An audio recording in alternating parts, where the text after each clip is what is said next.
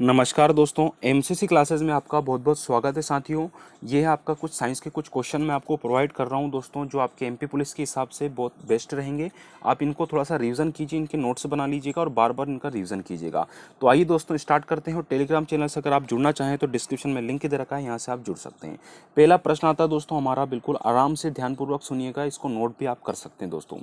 उड़ते हुए वायुयान में होता है दोस्तों, तो उड़ते हुए वायुयान में दोस्तों दो प्रकार की ऊर्जा होती है। एक होती है दोस्तों स्थितिज ऊर्जा और दूसरी होती है आपकी गतिज ऊर्जा। तो ये दोनों चीज दोस्तों आपको यहाँ पे याद रखने की कौन कौन सी ऊर्जा होती है दोस्तों। तो उड़ते हुए वायुयान में दोस्तों स्थितिज और गतिज दोनों प्रकार की ऊर्जा होती है।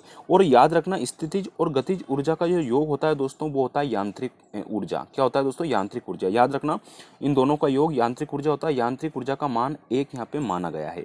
आगे मैं बात करूंगा दोस्तों आवेग। आवेग कैसी राशि दोस्तों? आवेग एक सदिश राशि है, ये आपको याद रखना है। आवेग का सूत्र होता है दोस्तों बल गुणा समय। क्या होता है दोस्तों? बल गुणा समय होता है। और इसकी जो यूनिट है वो है न्यूटन प्रति सेकंड, ये आपको ध्यान रखना है। न्यूटन सेकंड आपको याद रखना है। ये एक सदिश राशि है दोस्तों। बल गुणा समय इसका फॉर्मूला है। आवेग जिसको हम इम्पल्स कहते हैं।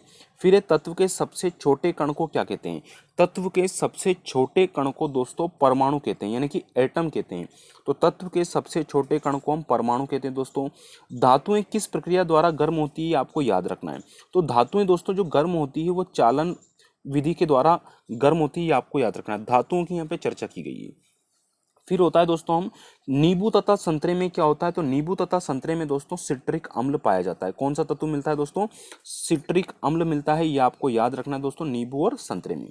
फिर है दोस्तों ऑक्सीजन के बाद क्या मिलता है पृथ्वी पे दोस्तों? तो ऑक्सीजन के बाद जो नंबर आता है दोस्तों ये आता है सिलिकॉन का। किसका आता है दोस्तों? सिलिकॉन का। ये यहाँ पे क्रम लिख रखा है मैंने, ये आपको थोड़ा सा ध्यान दे लेना है इस पे, ठीक है।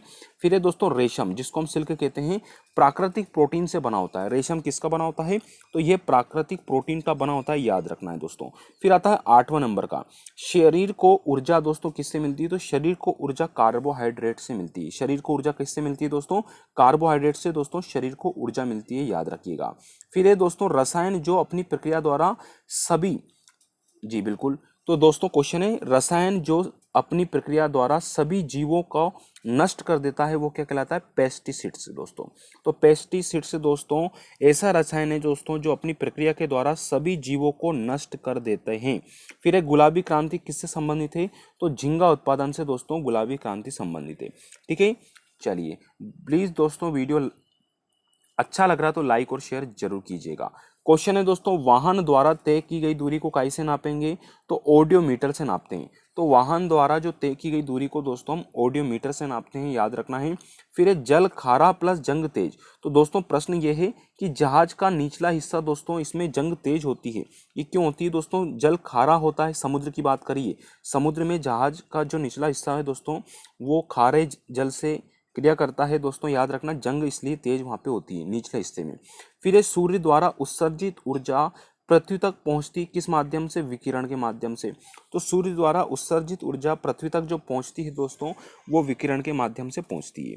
नेक्स्ट क्वेश्चन है जब एक पदार्थ में ऊष्मा की पूर्ति की जाती है तो इसकी क्या होगी दोस्तों? गतिज ऊर्जा बढ़ जाती है। जब एक पदार्थ में ऊष्मा की पूर्ति की जाती है तो इसकी गतिज ऊर्जा बढ़ जाती है। नेक्स्ट क्वेश्चन है दोस्तों, इसको थोड़ा सा देख लीजिएगा आप। फिर है क्षारीय ऑक्साइड क्या है दोस्तों? कैल्शियम ऑक्साइड दोस्तों एक क्षारीय ऑक्साइड है, याद रखना। तो क्षारीय ऑक्साइड है कैल्शियम ऑक्साइड।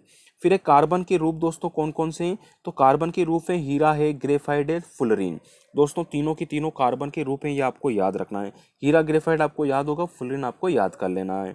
फिर है विद्युत सेल के प्रतीक में लंबी रेखा इसका निरूपण करती है, तो धनात्मक सिरे का निरूपण करती है।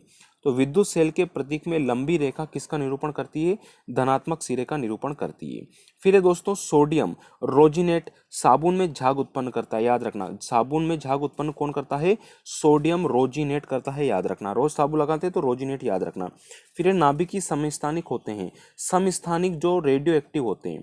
नाभिकीय समस्थानिक क्या होते हैं दोस्तों? समस्थानिक जो रेडियो एक्टिव होते हैं, ये आपको याद रखना। ये कुछ क्वेश्चंस थे जो 20 क्वेश्चन मैंने दोस्तों साइंस के लिए हैं, ठीक है। प्लीज़ वीडियो को लाइक और शेयर जरूर कीजिएगा। और आपको वीडियो पसंद आए, छोटे छोटे वीडियो के माध्यम से आप अपनी पूर्ति हो जाएगी दोस्तों। आपको अपने स्तर से पढ़ना है, बाकी रिवीजन के लिए वीडियो देखना है। धन्यवाद साथियों।